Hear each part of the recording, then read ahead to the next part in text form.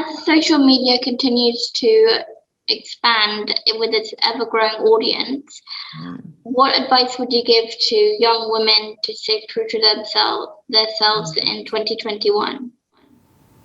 That is an excellent question, and it's one that I grapple with as I've raised my children in an age of social media, and it was something that we just never had to experience. So first of all, I have to recognize that it is different.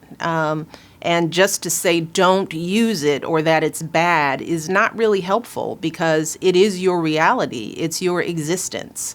So with that said, I think that the same rules apply that you can't let what you read on social media define you.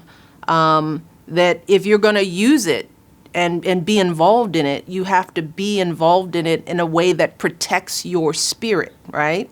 And so there are many good things that happen on social media. There's access to information, to people that we would never see, to communities and worlds we'd never know, to experiences. There's so much good there. But the bad part of it is really the bad part that's in society, the meanness that can be there, the irresponsibility, the negative energy, right? That's everywhere. That's in, if you have a bully at school, that can impact you if you're not prepared to protect yourself from that negative energy. So here's what I do with social media. I use it for the tool that it is, and I try to use it responsibly. So if I'm on it, I want to shed light. I don't want to use it to criticize someone else or to disparage anyone else. I want to use it like I hope everyone uses it. So I model in my behavior what I hope others will do. The other thing I do is that I don't use it as my fuel, right? Especially the negative part of it, right? You all still have choices of how deep you go into social media. If you, the toughest and I think the most dangerous parts of social media are the negative comments that can come, right? And that's something that you choose to engage with or not. And what I would urge all of you young girls to do is not to go deeply into the negative parts of social media. If you get a sign that there's something negative, don't continue to take that in. Don't read it over and over again. Erase it. Take it away from yourself. I joke, it's like if someone physically came up to you and pushed you down, you wouldn't continue to walk up to them and let them push you down or to hit you. You would walk away from them. And I'm always surprised that young people just sort of continue to go down these dark tunnels that only make them feel badly. And as a young person, you have to make the decision to pull yourself out of the dark tunnel, to move toward the light. And what happens with social media is that it requires you to be more mature and more responsible at a younger age. And so if we're going to have it, then young girls like you have to be smart and mature about how you access it.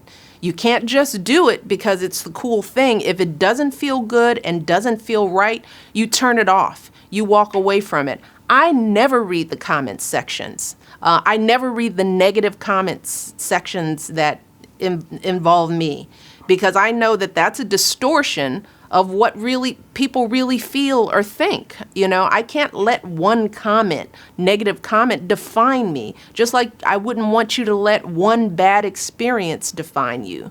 So that requires a level of maturity at a very young age. But if we're going to have it, then we have to get you guys ready to be a little more mature and a little more responsible than you would be when we were your age. So use social media for the good and leave the bad behind. And you'll know what's bad because you'll feel it in your gut.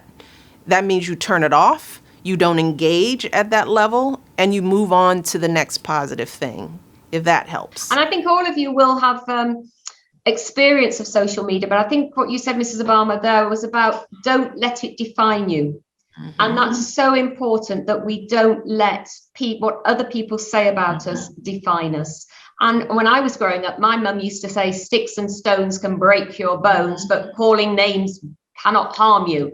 And it's the same thing, isn't it? It isn't, it's an action, it's people trying to bring you down on social media, and that should not be how you see yourself. And that's a really important message for you, that how you see yourself has to be built on your belief in yourself. And I know from the first moment you've spoken to us, Mrs. Balmer, 12 years ago, it was that sense of talking to the young women of how important they are. You described them as jewels.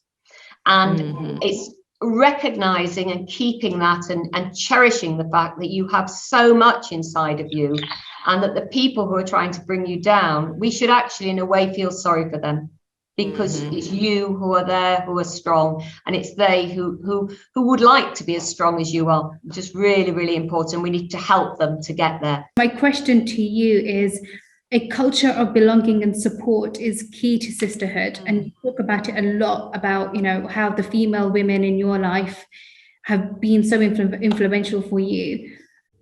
I guess then my question is, how important is sisterhood for you, and how important has it been for you in your life? And what is your favorite memory of, the gals in your life and your female friends? I'd love to know. We as women aren't placed on this earth to compete with each other, that all boats rise when we invest in each other, when we reach back, as Joe has said, as I have said, when we continue to mentor and invest, we get so much more back. So we succeed when we all succeed. And there's plenty of room, plenty of power, plenty of opportunity for us to share our platform and our stage with someone else, with many someone else's. And sometimes we're taught that we have to compete with each other, that there's only a small piece of pie and we're all fighting for it, whatever it is. But that's the opposite of truth. The more you share, the more you embrace, the more you reach out, the bigger your community, the more love, the more support, the more truth, the more energy that comes into your life.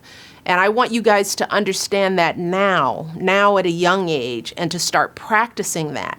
To see other young girls as your peers and your teammates, and not as people to tear down. Because never in my life have I ever regretted being nice or kind to another woman. The times that I regret are the times that I maybe wasn't thoughtful enough. The times that I didn't say the right thing. When I lose sleep at night, it's over something when I wasn't as supportive as I could be.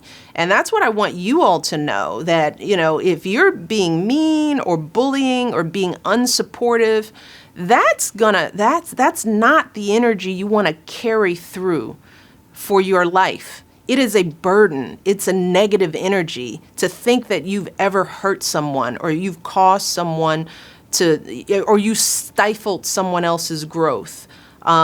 You get power. You feel better about yourself. You feel secure in your place in the world the more you help others, particularly other women.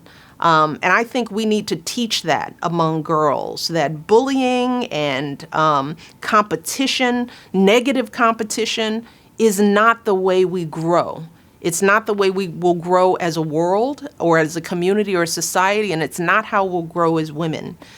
So I am so proud of you for reaching back. I'm proud of you for developing the leadership and mentorship work. That's what we owe for what we've received, and I continue to think that way. I think that for everything I'm given, I owe something back to someone else, and it helps me sleep at night. It brings a smile to my face. It brings joy to my life, and I want that for all of you as well.